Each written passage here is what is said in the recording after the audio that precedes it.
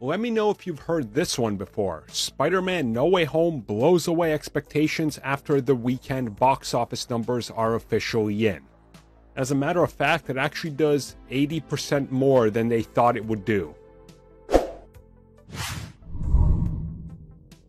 So going into this weekend after last weekend, everybody expected Spider-Man to remain number one.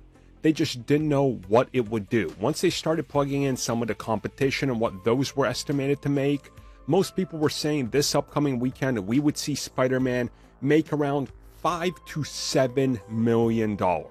Again, 7th weekend, $7 million. That's impressive.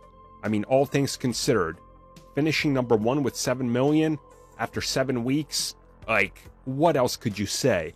Except it didn't finish with $7 million, it actually blew that away. It finished off with close to $12 million. Now, there were some estimates that were also as low as, hey, it's going to make only $5 million. There was, of course, the absurd estimate that's like, hey, it might make 11, which turns out that one was correct since it made more than 11. But again, same story, different day, same story, different day, rinse and repeat. That's kind of where we're at.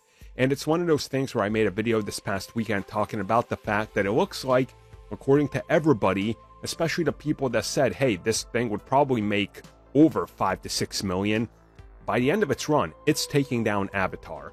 And now we're seeing exactly what is contributing to this, especially that this past weekend, it passed 1 billion at the international. This thing is only going up, and it's not slowing down. Every single time we do a box office update video, it's only good news. Honestly, there can't be any bad news here. The only bad news will be is when they release the film on physical media, and that weekend it only makes $500,000 wherever it's still playing in the world. Which, mind you, that still does happen. Very much so.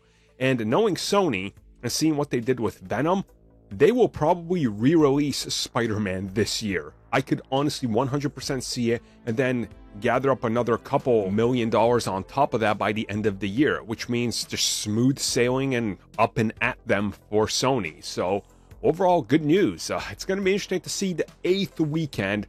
Let's just not kid ourselves. It has a good chance to win this one as well, and it has a good chance by the end of the 9th weekend to be officially past Avatar and on its way to Avengers Endgame. Endgame probably out of question, but again, you never know. You just never know.